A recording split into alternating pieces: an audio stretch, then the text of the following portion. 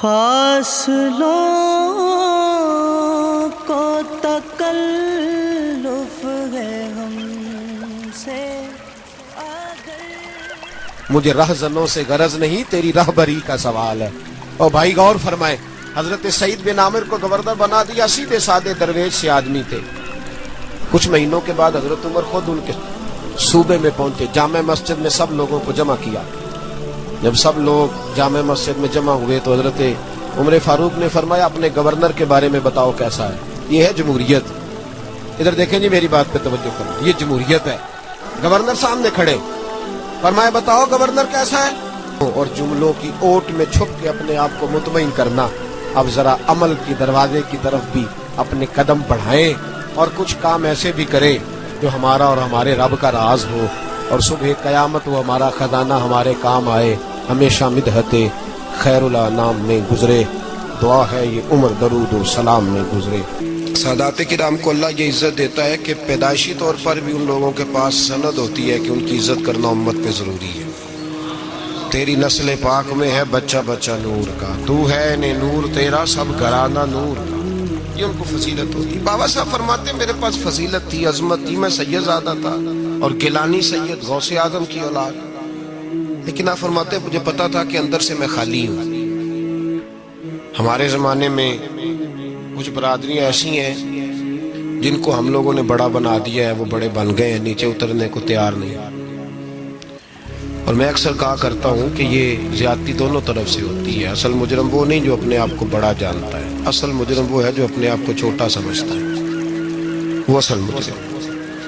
تو اس زمانے میں سادات کرام کی بڑی عزت تھی، بڑا نام تھا۔ تو بابا صاحب کہتے ہیں میرے گھر میں پیری مریدی تھی، ابا جی بھی پیر، دادا جی بھی پیر، پردادا جی بھی پیر، سارے پیر تھے، لیکن میں جب اپنے دل پہ نظر ڈالتا تھا تو خالی تھا معاملہ، شے کوئی نہیں تھی پاس۔ ہاتھ چموا لینا، نذرانہ لے لینا بات ٹھیک ہے، لیکن نہ علم نہ معرفت، کوئی شے نہیں۔ اب فرماتے ہیں میں نے جب پلٹ کے دیکھا نا، پورے علاقے پہ نظر ڈالی تو ایک درویش بابا، ایک سادہ بابا سائیں عنایت قادری، جس کی کوئی بڑا نام نہیں، کوئی بڑی برادری نہیں، اور کام اس کا کیا ہے، رمبا لے لیتا اور سارا دن کھیتوں میں محنت کرتا، لیکن جب مغرب ہوتی تو اس بابے کی مجلس سجتی، اور کہتے ہیں جب ایک دفعہ وہ اللہ ہو کہتا تو اس کی تھاری داڑھی آنسوؤں سے بھر جاتی، اور جب عشاء کے بعد وہ حضور پہ درود پڑھنا شروع کرتا تو لگتا یہ کہ یہ سادہ نہیں پڑھ رہا، یہ مصطفیٰ کی زیارت کر کے درود پڑھ رہا ہے۔ فرماتے ہیں میری ساری برادری کو پتا تھا کہ اس کے پاس معرفت ہے، لیکن مسئلہ یہ ہے کہ ہم سید ہیں، مہرائی ہیں، اب وہاں جائیں بت توڑیں کیسے، ٹوٹتا ہی نہیں، بہت بڑی مصیبت، کیسے ٹوٹے گا؟ لوگ کہیں گے تو مولوی کے پاس جاتا ہے۔ تو یہ ہو گیا ہے، ساری زندگی گناہ کرتے رہو، ظلم کرتے رہو، ہمیں تانے کا ڈر نہیں۔ درویش کے پاس جائیں تو لگتا ہے کوئی تانا دے گا کہ کدھر چلا گیا، کدھر چلا گیا۔ جے کر یار دے نام دا ملے مینا، انہوں چولی پا لئیے پنجے سٹیے نا، تو یہ کر نار دے نام دی ملے سولی، چوٹا چوٹ لئیے پشانٹیے نا۔ بابا صاحب کہتے ہیں میں روز اپنے آپ سے جنگ کرتا کہ جاؤں کہ نہ جاؤں۔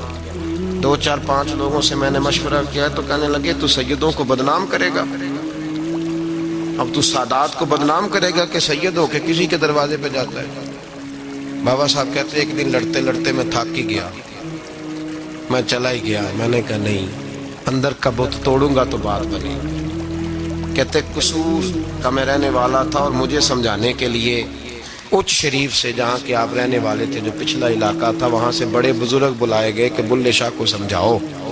کہتے ہیں وہ بابا جی جب آئے تو میں پہچان گیا برادری کے، قبیلے کے، علاقے کے بڑے۔ میں جب ان کے قریب گیا تو وہ نہیں مجھے جانتے تھے، بزرگ تھے، میں تو جانتا تھا نا، تو مجھے کہنے لگے بیٹے کون ہو؟ تو میں نے کہا حضور میری تو پہچان ہی کوئی نہیں، میری تو کوئی پہچان نہیں، آپ بتائیں آپ کون ہیں؟ تو کہنے لگے اسی اچیرے، ساڈی ذات اچیری، کیونکہ اچ شریف وچ رہنے ہیں۔ تو اب تو بتا، تو بابا صاحب کہنے لگے اسی قصوری تے ذات بھی قصوری، کیونکہ وچ قصور دے رہنے ہیں، وہ جو چھوٹے تو اپنا قصور مانتے ہیں۔ ہاں جے کوئی سانو اچا مل جائے تے نیویں ہو بہنے، بات ختم ہو گئی۔ بابا صاحب رحمت اللہ علیہ کو بڑا سمجھایا۔ بابا جی کہنے لگے حضور میں کیا کروں؟ میں جب اس درویش کے پاس جاتا ہوں تو مجھے رب یاد آتا ہے. جب میں اس کے پاس جاتا ہوں تو میرے من کی میل کچیل دھو ڈالتا ہے، اور میں اس کی مجلس میں بیٹھا ہوتا ہوں تو لگتا ہے کہ مدینے والا رسول بھی مجھے مسکرا کے دیکھ رہا ہے. میری مجبوری ہے، میرے وہ جو اندر کے باطن کے میل ہے نا اس نے دھو ڈالے. اور کہا حضور آپ تو کہتے ہیں اس کے پاس نہ جاؤ، میرا تن تو گھر میں ہوتا ہے، میرا من اسی کے پاس رہتا ہے، میں اسی کے ساتھ رہتا ہوں، اسی کے پاس بیٹھتا ہوں، اسی کے پاس ہوتا ہوں. اور میری کشش اتنی سخت ہے کہ اب میرا گزارا نہیں، اب اسی کے ساتھ جیڑا بلے نو سید آکھے ان دوزخ میں نہ سزائیں. اب اس کی تشریح بڑے بڑے لوگوں نے اپنے اپنے رنگ میں کی ہے. کچھ نے کہا بابا جی نے بد دعا دی ہے، یہ بد دعا ہے، اگر کہا تو الجھ جاؤ گے، لیکن ہے بھی وہ سید، جھوٹ بھی نہیں. کچھ کہتے ہیں بد دعا دی ہے، اور کچھ کہتے ہیں انہوں نے اعلان کیا ہے کہ میں اللہ کا ولی ہوں. اگر کسی نے یہ لفظ کہا تو وہ یاد رکھے وہ جڑا بلے نو سید آکھے انہوں دوزخ ملن سزائیں، تو جڑا بلے نو رائیں آکھے وہ جنت پینگا پائیں. انسان اپنی زندگی میں عمل کرنے کے لیے ہمیشہ کسی نہ کسی کی پیروی کرتا ہے. بہت سارے لوگ ہمارے میں سے مانتے نہیں ہیں، لیکن سارے لوگ ہی کانوں کے کچے ہوتے ہیں. بھائی اتنا فرق ہوتا ہے، کچھ تھوڑے زیادہ کچے ہوتے ہیں اور کچھ تھوڑے کم کچے ہوتے ہیں، لیکن سارے ہی اثر قبول کرتے ہیں. زمانے میں، سوسائٹی میں جتنی چیزیں پائی جاتی ہیں وہ انسان پر اثر انداز ہوتی ہیں. انسان بہرحال کسی کو دیکھتا ہے، بہرحال کسی کے پیچھے چلتا ہے، بہرحال وہ کسی کو فالو کر رہا ہوتا ہے. کچھ مان کر فالو کر رہے ہوتے ہیں، تسلیم کر کے، اعتراف کر کے، اور کچھ بغیر مانے کسی کے پیچھے چل رہے ہوتے ہیں. لیکن ہم کسی نہ کسی کو بہرحال فالو کرتے ہیں. دنیا میں جو کچھ بھی آیا نا، یہ بھی تھوڑے سال ہوئے ہیں میرج ہال کو عام ہوئے، زیادہ نہیں. میں نے خود دیکھا، ہم چھوٹے تھے تو خاندان میں ایک شادی تھی، دادا جی سے کہا گیا کہ میرج ہال بک کرا لیں، تو دادا جی کہنے لگے نہیں پتر تیاں کروں ٹوری دیا نے. اب یہ کہ وہ باتیں یہ بھی کل کی بات ہے، لمبی نہیں، 15-18 سال پرانی ہوگی. پھر ہم فالو کرنے لگ جاتے ہیں. پھر لوگوں کا خیال ہوتا ہے کہ شاید میرج ہال بک نہ کرایا تو لوگ کہیں گے غریب آدمی ہے، لوگ کہیں گے شاید ان کو جدید دور. ہم نہ فالو کرتے ہیں، رسم و رواج کو فالو کرتے ہیں. مزاج ہوتا ہے، جس ڈگر پہ ساری دنیا چل رہی ہوتی ہے ہم بھی اسی پہ چلنا شروع کر دیتے ہیں. پھر بہت ساری چیزیں جو ہمارے اسلاف میں، ہمارے بزرگوں میں، ہمارے بڑوں میں پائی جاتی تھیں وہ پیچھے رہ جاتی ہیں، اور رسم و رواج آگے چلا جاتا ہے. بندہ نہ چاہتے ہوئے بھی فالو کرتا ہے چیزوں کو، نہ چاہتے ہوئے. ہماری جو پرانی بوڑھی خواتین ہوتی تھیں وہ کہتی تھی مٹی کی ہنڈیا میں کھانا پکانا ہے، صحت ٹھیک رہتی ہے. اب جناب پریشر کوکر میں پکتا ہے، بے شک اس کا گلا گھونٹ دیا جائے پوری طرح سے، پکے گا اسی میں. ہم فالو کرتے ہیں اور ماننے کو تیار بھی. میری باتوں کی سمجھ آ رہی ہے آپ کو؟ انسان جتنا بھی سیاںا ہونا بہرحال کسی نہ کسی کے پیچھے چلتا ہے، اس کو چلنا ہی پڑتا ہے. رب نے مسئلہ حل کر دیا، فرمایا تم نے کسی کے پیچھے چلنا جو ہے تو ایسے کے پیچھے چلو گے جس میں کمیاں پائی جائیں گی. میں تمہیں ایک ذات دیتا ہوں مدینے والے محبوب کی. لقد کان لکم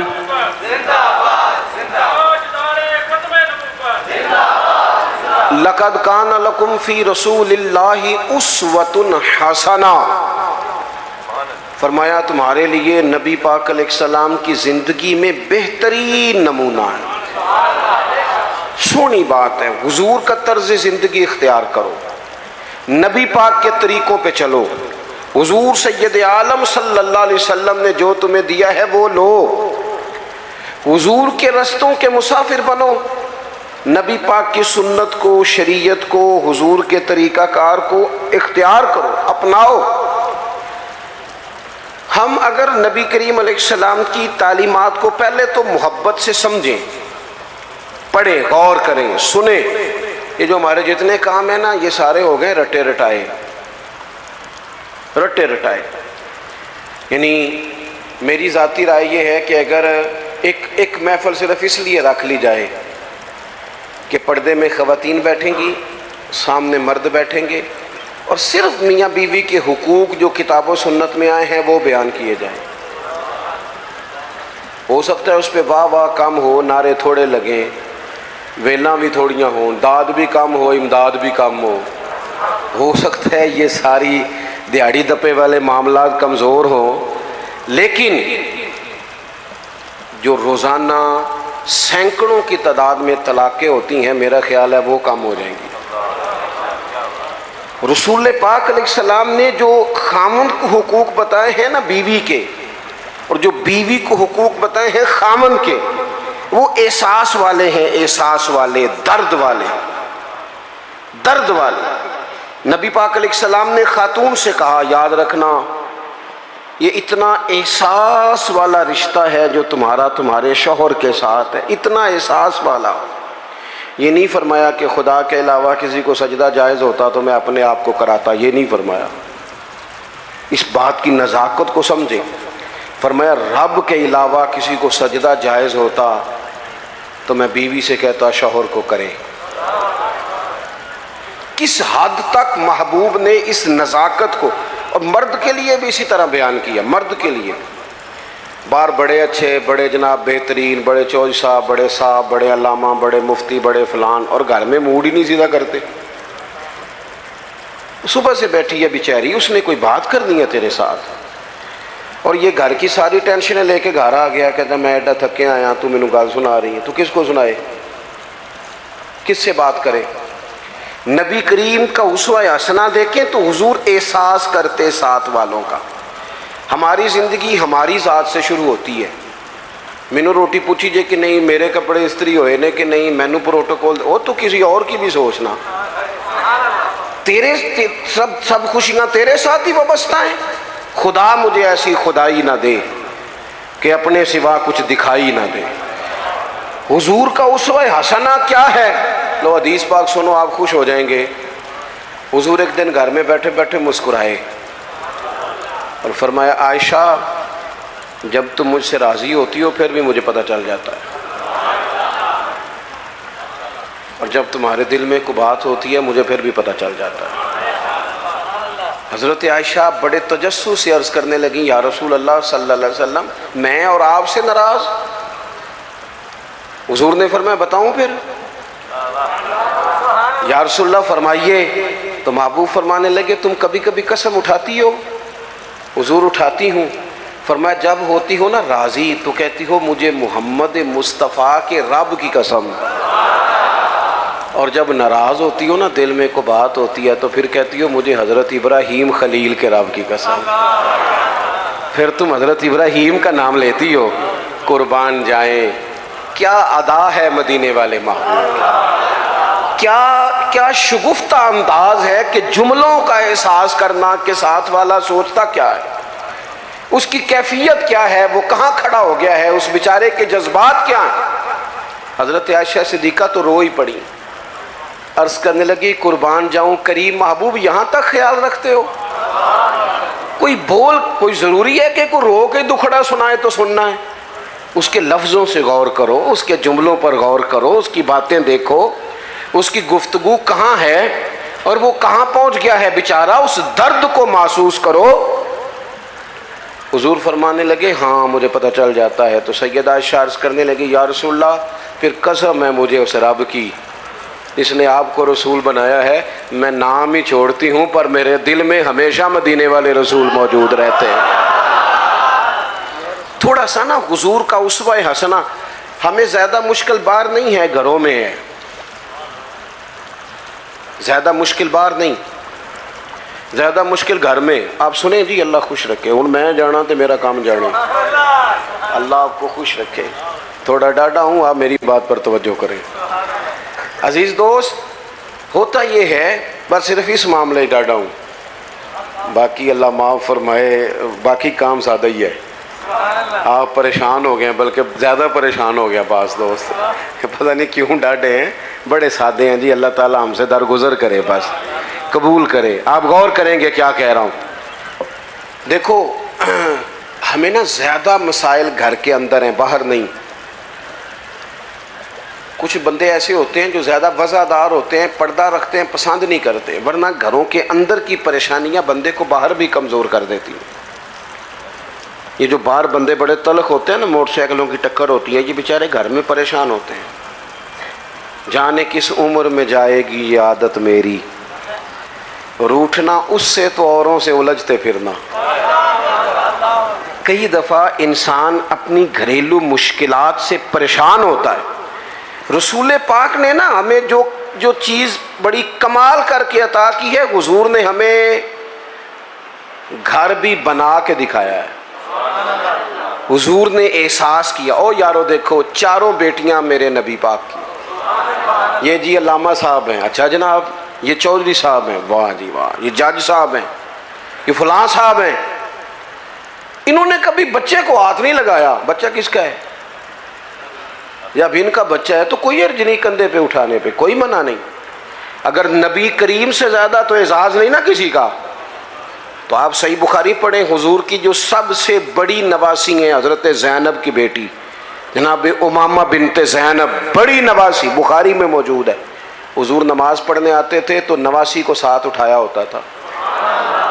اچھا یہ بھی کبھی سیکھا کرو، میرے رسول کی 4 بیٹیاں ہیں اور یہ نبی پاک کی نواسی ہیں سب سے بڑی حضرت امامہ بنت زینب۔ حضور مسجد میں آتے تو نواسی کو اٹھایا ہوتا، اور حضور نماز کی نیت باندھ رہے ہیں اور یہاں نواسی کو اٹھایا ہوا ہے۔ جب رکوع سجدے میں جاتے تو بچی کو رکھ لیتے۔ ایک دفعہ حضور کے پاس ایک شخص آئے، اقرا بن حابس نام تھا، نبی پاک کے ساتھ بچے کھیل رہے تھے، تو کہنے لگے حضور میں نے نہیں کبھی بچوں کو ٹائم دیا۔ تو اڈینی گل کرن لگا، ویسے میں بعض ایسے لوگوں کو جاننا کہ وہ اپنا بال بھی لے کے باہر نہیں آتے، کہنے لوگاں کہنا سنیا تینوں روٹی تاں ملتی جے تو بچے کھڑائے تھے نہیں لے۔ یہ کوئی شرم والی بات ہے؟ یعنی تیرا بچہ ترس جائے زندگی میں، تیرا پوتا، تیرا نواسا، اسے محبت ملے گی؟ نبی پاک سے زیادہ مصروف آدمی کوئی نہیں۔ اقرا بن حابس کہتے ہیں میں نے دیکھا حضور بچوں سے کھیل رہے ہیں، تو میں نے عرض کی یا رسول اللہ میں تو بچوں کو ٹائم نہیں دیتا، وہ جانے ان کی ماں جانے۔ تو حضور نے پتہ جواب کیا دیا تھا؟ یہ لکھ لینا کہیں دل کی تختی پہ۔ حضور فرمانے لگے تو اپنے بچوں کو بھی وقت نہیں دیتا؟ حضور نہیں، محبوب فرمانے لگے اگر اللہ نے تیرے دل سے اس شخص سے، حضور نے کہا، اقرا بن حابس روایت کرتے ہیں، محبوب اس شخص سے کہنے لگے اگر تیرے دل سے رب نے رحمت نکال لی ہے تو میں کیا کروں، مجھے تو رحمت للعالمین بنایا۔ تھوڑے سے لہجے پر غور ہو، تھوڑا انداز پیار والا ہو، تھوڑا سا احساس ہو۔ اچھا جو کبھی کبھی ملے ان سے انداز میٹھا، اس کا کیا فائدہ؟ جو ہر وقت ساتھ ہیں ان سے تو پیار کرنا، پہلے ان کا تو احساس پیدا کرنا جن کی وجہ سے تجھے چھاؤں ملنی۔ تو نبی پاک کا جو اسوہ حسنہ ہے، حضور نے جو ہمیں جو طریقے دیے وہ بالکل عام فہم ہے، روٹین کے ہیں۔ ہمارے ہاں نا آج کل پیرانے عظام پائے جاتے ہیں، اللہ ماشاءاللہ پیر صاحب ہیں جی، اور مجھے ایک صاحب روز اپنے پیر صاحب کی کرامت سناتے تھے، چپ کر کے سن لیتے تھے۔ مصیبت یہ ہے کہ انکار کریں تو بڑا مسئلہ بن جاتا ہے، اور پیروں کی کرامت بھی ہر 1.5 منٹ کے بعد ظاہر ہوتی ہے۔ وہ ایک دن اس کے بھائی نے کوئی طلاق شلاق دے لی تو مجھے کہنے لگے جی طلاق کا مسئلہ بتائیں۔ میں کیا پیراں نو پوچھ، کہندا ہے وہ کہندے نے کسی عالم نے پوچھتے پہ، میں کیا پیراں نو مدرسے داخل کراؤ، پیراں نو مدرسے داخل کراؤ، جنہوں نے آندا جاندہ کچھ نہیں تھے۔ کیوں کہ حضرت سلطان بہو کا فتویٰ ہے، بان ظلموں جو کرے فقیری وہ کافر مرے دیوانہ ہوں۔ یہ کیسے ہو گیا بغیر تعلیم کے ایک آدمی رہنما بن کے بیٹھ جائے، مقتدا بن جائے؟ یہ کیسے ہو گیا؟ اپنی زندگی میں اصولوں کی بنیاد پر معاملات چلتے۔ رسول پاک نے تعلیم دی ہے، حضور کا اسوہ حسنہ ہے۔ رسول کریم علیہ السلام نے اپنی امت کو سکھایا ہے جینا کیسے ہے۔ اگر میں کھل کے بات کروں تو حضور نے سکھایا ہے مرنے میں مزہ کیسے ہے۔ نبی کریم سے دین سیکھو، حضور سے اسوہ حسنہ سیکھو، اور سادہ تکلفات سے مبرہ زندگی، روٹین میں زندگی. آپ یقین کریں اس دور کا سب سے بڑا مسئلہ پروٹوکول ہے، سب سے بڑا مسئلہ. میں جاتا ہوں ملک میں سفر کرتا ہوں، دوستوں سے کہہ دیتا ہوں کہ آپ گھر رہنا، ہمیں ایڈریس دے دو، ہمیں پہنچنا آتا ہے. 15 موٹر سائیکل آگے ہیں، 20 اس کے آگے ہیں، 10 اس کے آگے. یہ کیا ہو رہا ہے؟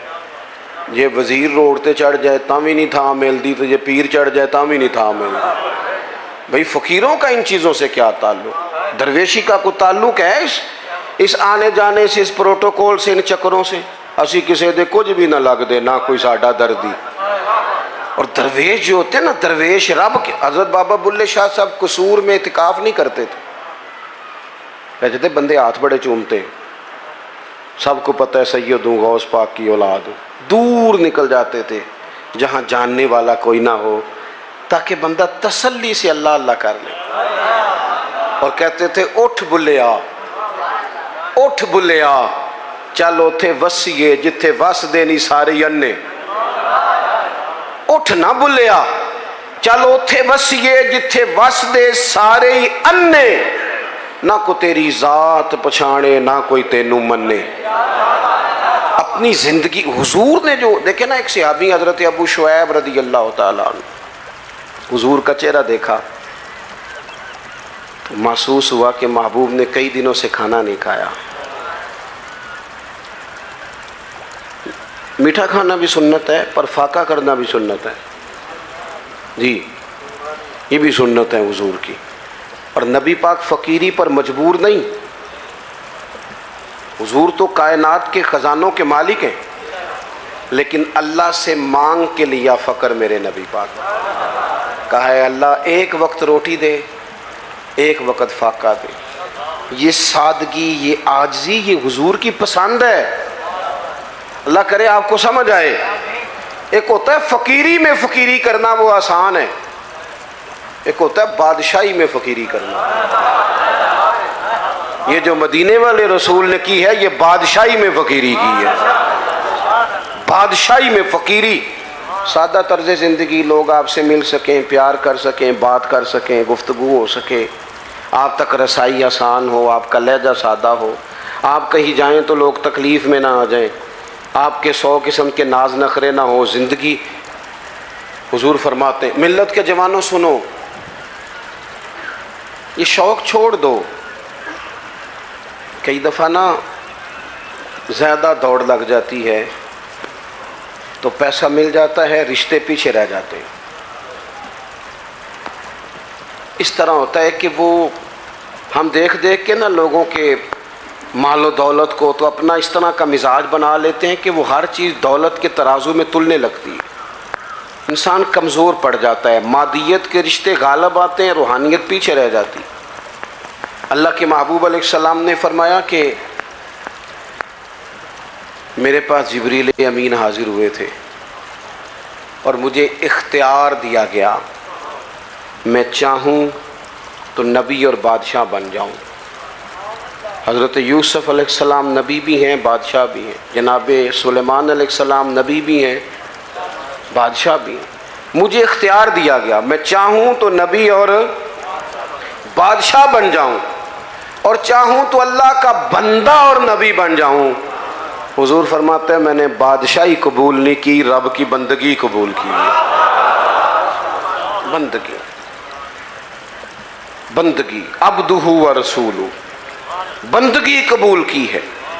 ماں کے لیے انسان ٹائم نکالے، باپ کے لیے ٹائم نکالے، بہن بھائیوں کے لیے ٹائم نکالے، بیوی بچوں کے لیے ٹائم نکالے، دوست احباب سے وہ مسکرائے، بات کرے، وہ کسی کے دکھ درد میں کام آ. حضور تیمارداری کرتے تھے، کسی کے ہاں چلے جاتے تھے، نبی پاک علیہ الصلوۃ والسلام اشک شوئی کرتے تھے، ایک پلیٹ کے اندر غلام کے ساتھ بیٹھ کے کھانا کھا لیتے تھے. نبی کریم صلی اللہ تعالیٰ علیہ وسلم نے ہمیں جو اسوہ حسنہ دیا ہے وہ قابل عمل دیا ہے. ہم دور نکل گئے ہیں، ہم آزمائش میں آ گئے ہیں. ہم لوگوں نے جان بوجھ کے ذاتی طور پر ہی اپنا کچھ اعزاز بنا لیا ہے، وہ ہماری جان نہیں چھوڑ رہا. میں نے باتیں زیادہ نہیں کرنی، تقریریں پیٹ بھرنے کو نہیں ہوتی، عمل کرنے کو ہوتی ہیں. مقصود کوئی مسئلہ سمجھانا ہے. میں آپ کو جو بات سمجھا رہا ہوں آپ اس پر غور کریں. میں کسی بھی موقع پر اپنی بات کو بڑی جلدی سمیٹ دوں گا. یاد رکھنا حضور کا جو حضرت ابو شعیب رضی اللہ تعالیٰ عنہ کہتے ہیں کہ بھائی جو دروازے میں دوست کھڑے ہیں یہ بیٹھ جائیں. نہیں آپ نہیں پیچھے دیکھیں جی, تہاڈی نہیں گل, تسی نہیں ویکھنا جی, کمال ہو گئی, تہاڈی تے میری تیاری لگ گئی ہے تے آپ لوگ بیٹھ جائیں جی دروازے میں جو ہیں. بس جی بس, دیکھیں نا مسئلہ مک بھی گیا ہے, انی کو تے گل سی. آپ توجہ کریں. حضرت ابو شعیب رضی اللہ تعالیٰ عنہ فرماتے ہیں کہ محبوب کے نا چہرہ نور پہ میں نے دیکھا کہ محسوس ہوا کہ 2-4 دن سے کھانا نہیں کھایا. میں نے نا فٹافٹ بندے گنے حضور کے ساتھ کتنے. گھر میں نے کہا 5 لوگوں کا کھانا پکاؤ. یہ ذرا بات کو سمجھنا. کہتے ہیں نبی کریم علیہ السلام کو میں نے جا کے عرض کی حضور کھانا پک گیا, تشریف لے آئیں. حضور تشریف لا رہے 4 لوگوں کے ساتھ. اچانک ایک صاحب ملنے آئے تھے, وہ بھی ساتھ ہو گئے. اب حضور نے میزبان سے پتہ کیا فرمایا؟ فرمایا یہ آپ نے شمار نہیں کیے تھے, اگر آپ اجازت دیتے ہیں تو آ جاتے ہیں, ورنہ واپس جاتے ہیں. ورنہ واپس جاتے ہیں. ایتھے روز پہندے جے منڈے والے, انہوں نے آخی نا تسی بندے زیادہ لے آندے نے, تو وہ کہیں تسی روٹی بھی نہیں دے سکتے. تے میرا سوال ہے تمہیں گھروں نہیں لبدی, کڑی والے کو ہی کھانی جے. خدا کے بندو اتنا بوجھ ڈالو گے, کس نے تمہیں یہ کہا ہے سارا کچھ کرنے کو؟ اس طرح کی باتیں. حضور سید عالم نے وہ اسوہ حسنہ دیا جو آسان ہے, جو سامنے والے کے لیے تکلیف کا باعث نہیں بنتا, جس میں کوئی آدمی بوجھ محسوس نہیں کرتا, لوگ تکلفات کا شکار نہیں ہوتے. حضور نے فرمایا آپ کہتے ہیں تو آ جاتے ہیں, ورنہ واپس جاتے ہیں. عرض کی حضور میرے ماں باپ قربان, آپ کے ساتھ آیا بسم اللہ کر کے آئے. حضور آئے نا, زندگی میں اپنے معاملات میں اپنے طرز حیات میں اس طرح کی چیزیں پیدا کریں جس سے کشادگی ہو. دیکھو جب تک انسان اپنے دل میں بوجھ رکھتا ہے نا کسی بھی چیز کا, وہ بے سکون رہتا ہے. آپ کے جسم پر تھوڑے سے دھبے لگ جائے نا, کوئی مثلا یہ میں نے کرتا پہنا ہے تو کوئی ایک بٹن ٹوٹ جائے نا, تو کسی کو ٹینشن ہو نہ ہو, مجھے بڑی ہوگی کہ یار میرا بٹن ٹوٹیا ہے, محفل میں جا رہا ہوں. نفسیاتی طور پر انسان غیر مطمئن ہوتا ہے.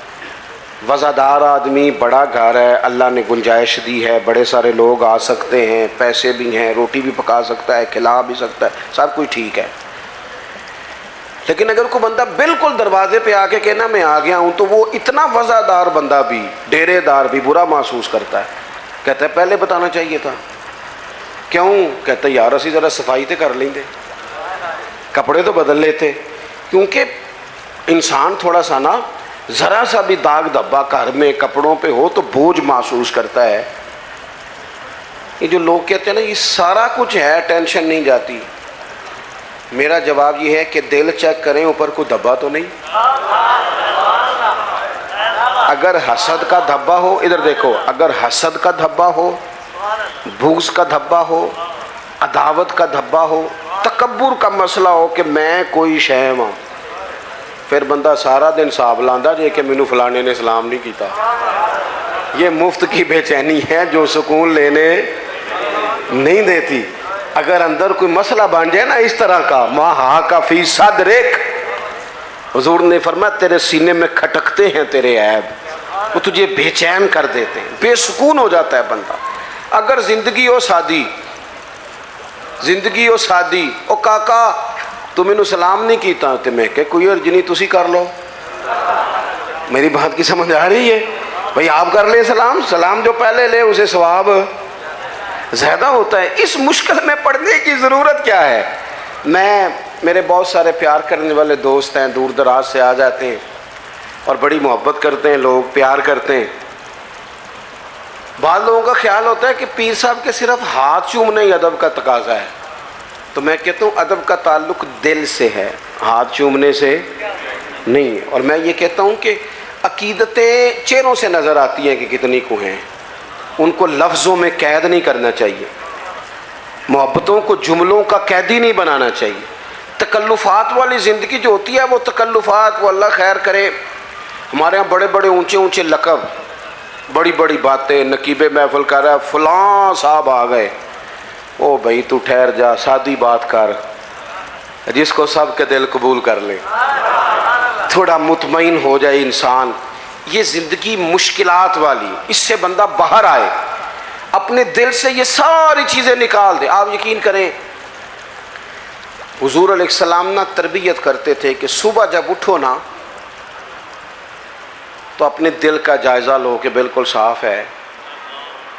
और यहाँ तक हुजूर ने फरमाया कि अपनी बीवी से बुग़्ज़ ना रखना। फरमाया अगर उसकी एक बात तुम्हें ना पसंद है तो उस पर गौर कर लो जो तुम्हें पसंद है, लेकिन किसी एक आध बात की वजह से बुग़्ज़ ना पैदा कर लेना, मुकाबले में ना उतर आना। वो साढ़े यहाँ एक फ़ख्र और भी है, वो मुंडा कहता जी मैं कभी सौहरियां दे घर नहीं गया, मैं तो बाहर ही ला के आ जाना। मैं क्या, कोई कमाल है, किसी की बेटी को बुनियाद बनाकर इज़्ज़त करा लेना, ये तो कोई मुश्किल काम नहीं, कोई बात है करने वाली। अल्लाह के रसूल ने तो फरमाया ससुर तेरा बाप है, उस्ताद तेरा बाप है, तू फ़ख्र बता रहा है, फ़ख्र वाली बात है। ये तो तुझे थोड़ा सा शर्म करके बात बतानी चाहिए थी। किस तरह की चीज़ों को हमने अपना एहसास बना लिया, किस चीज़ को बाइसे फ़ख्र, को बाइसे फ़ख्र बातें। मेरे दोस्तों, दिलों में किसी के लिए कोई बात ना हो। नबी पाक अलैहिस्सलाम ने फरमाया ए अंस मेरे बेटे, ये हुजूर अपने गुलाम को बेटा कह रहे हैं, या बुनैया कहते थे जनाब अंस बिन मालिक। ए अंस, ए मेरे बेटे, तुमसे हो सके तो सुबह इस हाल में करना कि तुम्हारे दिल में किसी का बुग़्ज़ ना हो। और अगले लफ्ज़ क्या हैं?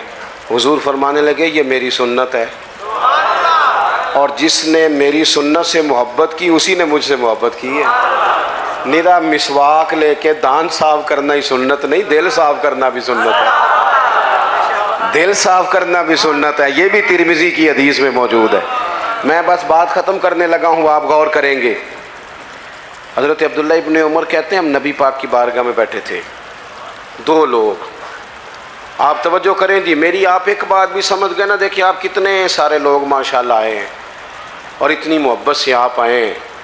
अगर एक बात आज अपनी हम तरबियत कर लें, एक ज़्यादा नहीं, एक बात अगर जलसों को कानों की लज्जत समझ के ना लो, खुदारा बड़ी हो गई तकरीरें, बड़ी हो गई बातें, बड़े हो गए नारे, दीन तो अमल के लिए आया है। अब उसकी अमली सूरतों पर भी आए ना। मैं अक्सर दोस्तों से पूछता हूँ, सब ने हदीस सुनी हुई है ना कि एक औरत ने कुत्ते को पानी पिलाया था तो बख्शिश हो गई थी, सुनी है ना। लेकिन यहाँ सड़क पे गाड़ी से टकरा के कुत्ता मर जाए ना तो उसका गोश्त गाड़ियों के टायरों से लग के सड़क से हटता है, कोई बंदा छड़ी के साथ भी साइड पे नहीं करता। किस लिए सुनते हैं तकरीरें, किस लिए पढ़ते हैं जुमे? क्या समझा हुआ है कि सिर्फ ये बातें करने के लिए? दीन तो अमल के लिए आया है। जो कौम, मुझे अल्लाह ने तौफीक दी, हमने खिदमत की वहाँ थोड़ी सी बड़ी मुख्तसर सी, सबसे थोड़ी हमारी है, सैलाब ज़दगान के लिए हम गए। 2 दफ़ा मैं ख़ुद भी गया और मेरे संगी तो तसलसल से वहाँ खिदमत में मसरूफ़ रहे। जितनी सियासी जमातें ना आपके मुल्क में, सारी हुकूमत में हैं। किसी की पंजाब में हुकूमत है, किसी की मरकज़ में हुकूमत है, किसी की सिंध में है, किसी की खैबर। कूरन क्यों लग पे हो? मैं गलत गल की थी?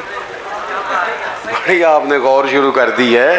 हाँ, खूब करे हमद से थोड़ा सा गिला भी सुन ले, थोड़ा सा तो सुने ना, सच्ची बात तो सुने। है ना सबकी हुकूमत, सारे हुकूमत में क्यों नहीं गए ये सारे सैलाब? वहाँ जाके डेरा लगाते ना।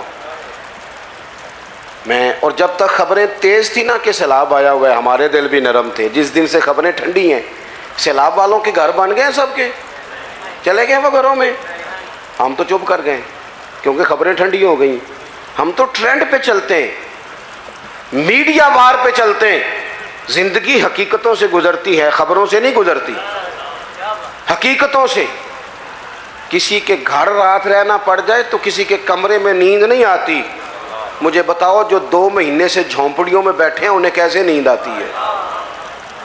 بیٹیاں سانجھی نہیں ہوتی تو جو سڑکوں میں بیٹھے ہیں بچیوں سمیت، بس ہم لوگ مرضی ہماری اپنی ہے، مخصوص سا ہمارا مزاج ہے، اس کے مطابق زندگی گزارنا چاہتے ہیں۔ اصل احساس ہے جو رسول کریم نے عطا فرمایا ہے۔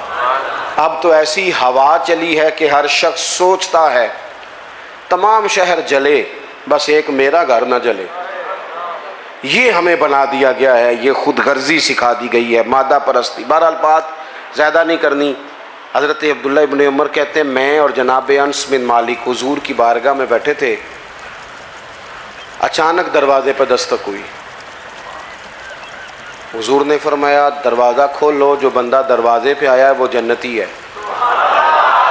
یہ ذرا دیکھو میرے نبی پاک کا علم غیب، یہ دیکھو مسند امام احمد بن حنبل میں حدیث موجود ہے۔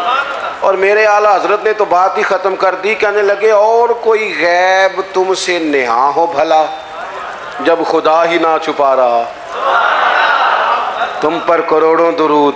نبی کریم علیہ السلام نے فرمایا جو بندہ دروازے پہ جنتی ہے۔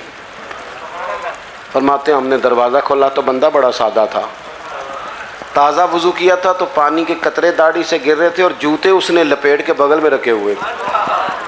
وہ آیا، اس نے جوتے ایک جگہ پہ رکھے، سلام لی، جو بات کرنی تھی کی اور چلا گیا۔ کہتے ہیں بڑا تجسس ہوا کہ یار کمال ہو گئی ہے، جیسے حضور جنتی کہہ دے۔ کمال نہیں ہو گئی؟ حضور تو مسکرا کے دیکھ لے تو کرم ہو جاتا ہے، اور جس کو حضور جنتی کہیں۔ کہتے ہیں دوسرا دن تھا، وہی ٹائم تھا، وہیں بیٹھے تھے، پھر دروازے پہ دستک ہوئی۔ حضور نے فرمایا کھولو دروازہ، جو دروازے پہ آیا ہے وہ جنتی ہے۔ کہتے ہیں دیکھو کرم اللہ کا، ہم نے دروازہ کھولا تو بندہ وہی تھا جو کل آیا تھا۔ بڑے نصیب ہیں بھائی۔ کہتے ہیں اسی طرح آیا، وضو تازہ کیا ہوا تھا، کوئی بات کی اور چلا گیا۔ اللہ کی قدرت کو حسن اتفاق، کرم بالائے کرم، وہیں بیٹھے تھے، تیسرا دن تھا، پھر دستک ہوئی، میں ہوں اور جناب انس بن مالک تھے، دروازے پہ آنے والا آیا، محبوب نے فرمایا کھولو بھئی جنتی آ گیا ہے۔ کہتے ہیں وہی بندہ آ گیا۔ میں بریلی شریف میں حاضر تھا انڈیا میں، تو اعلیٰ حضرت کے بھائی ہیں مولانا حسن رضا، ان کے پوتے تھے شیخ الحدیث مولانا تحسین رضا رحمۃ اللہ تعالی علیہ۔ ان سے میں نے کہا حضرت اپنا کوئی شعر سنائیں۔ بڑے قابل عالم تھے، 2008 میں ان کا وصال ہوا۔ انہیں اپنا شعر سنایا، کہنے لگے علم غیب رسول کے منکر اس حقیقت کو بھول جاتے ہیں، غیب مانا کہ راز ہے لیکن راز اپنوں سے کب چھپاتے ہیں۔ وَعَلَّمَكَ مَا لَمْ تَكُنْ تَعْلَمْ۔ نبی کریم علیہ السلام نے تیسرے دن بھی فرمایا جو دروازے پہ آیا ہے وہ بندہ جنتی ہے۔ فرماتے ہیں دروازہ کھولا تو بندہ وہی تھا۔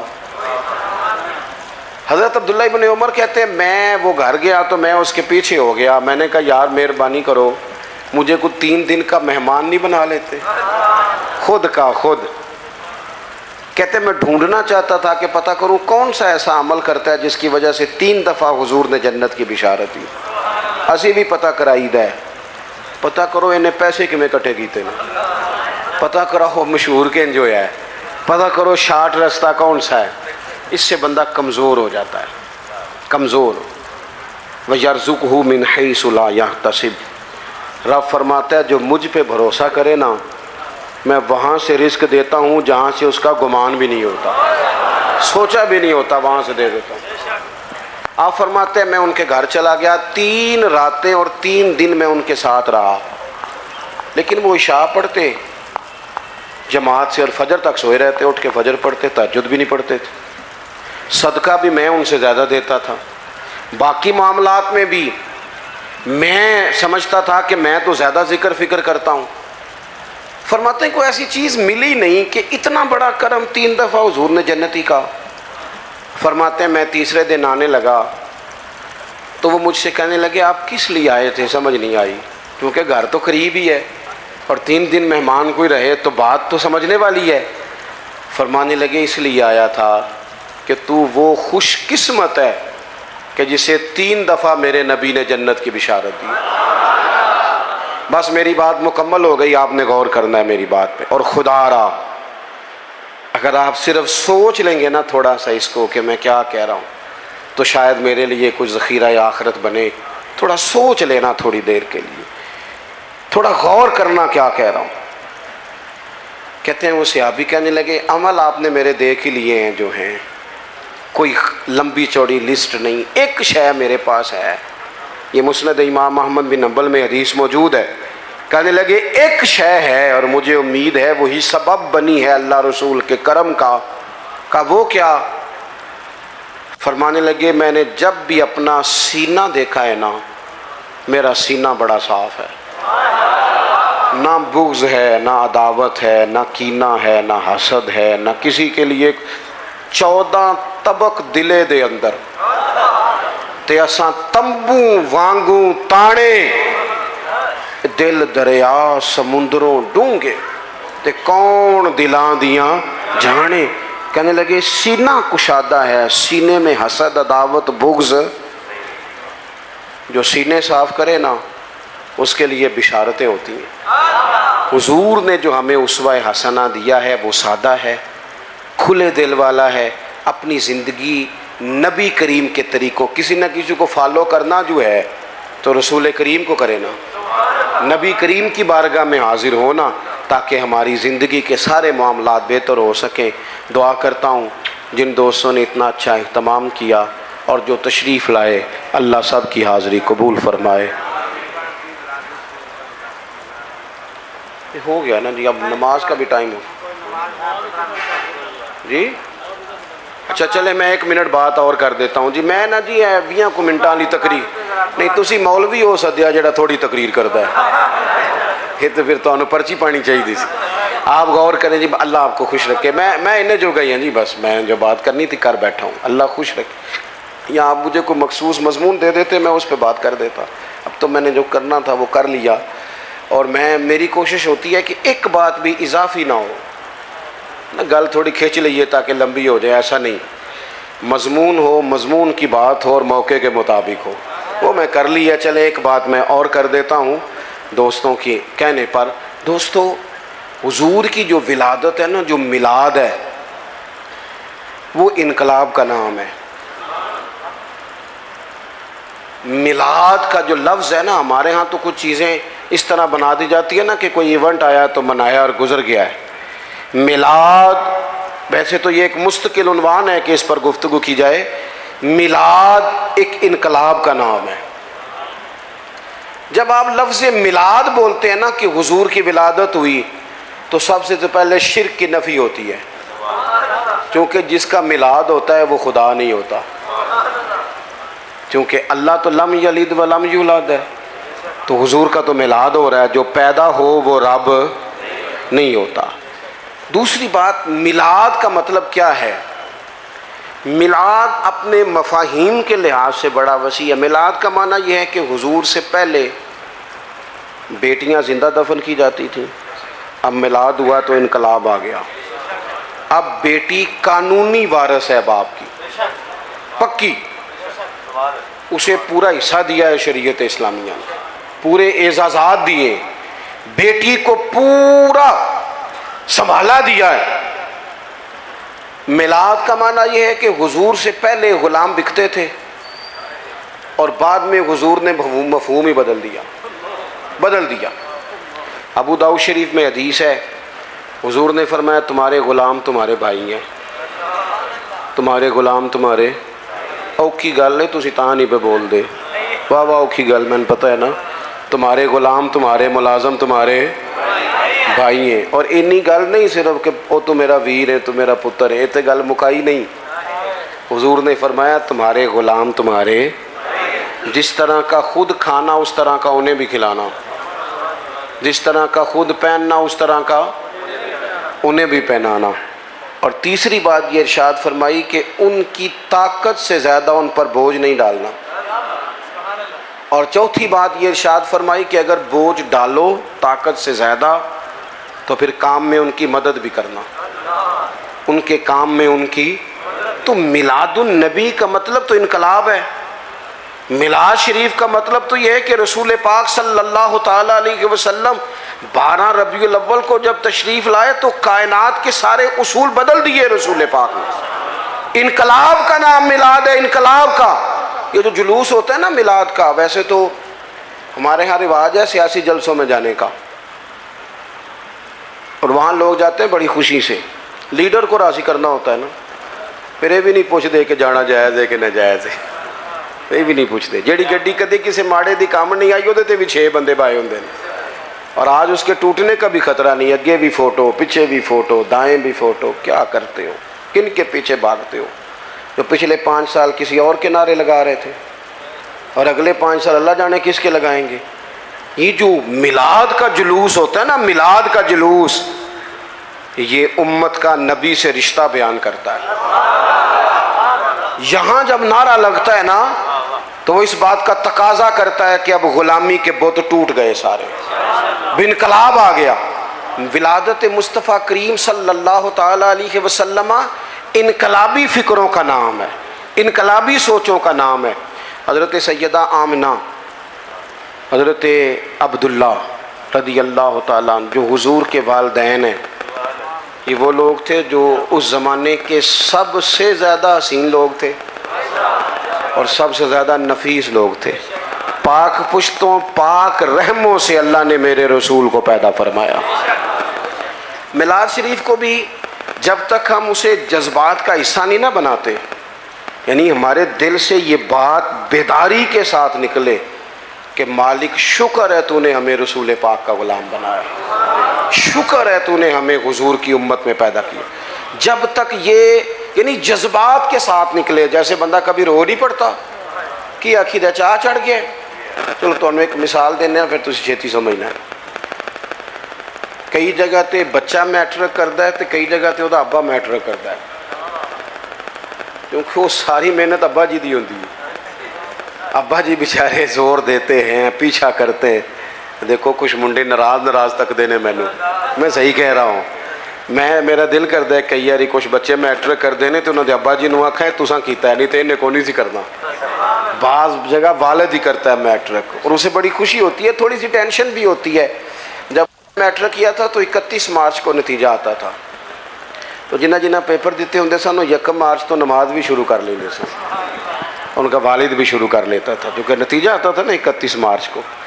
وہ پھر 31 مارچ نو ابا جی ایڈے راضی ہوندے سن، ایڈے راضی ہوندے سن منڈا پاس ہو گیا ہے کہ جڑے بندے نے نہیں بھی نہ خوش ہونا انہوں بھی فون کر لیندے سن، کہنے سن بھائی مبارک ہوئے تیرا بھتیجا پاس ہو گیا ہے. وہ بھی چلو جس طرح دی بھی اس مبارک دیتی، جواب وچ مبارک، لیکن وہ خوشی ایسی ہوتی تھی جو سنبھالی نہیں جاتی تھی. وہ مبارک ہو بھی بیٹا پاس ہو گیا ہے، جب وہ بھی کہتا تھا خیر مبارک، حالانکہ رویہ اس کا وہ نہیں تھا. آپ بات کو سمجھ لیں، کچھ خوشیاں سنبھالی نہیں جاتی.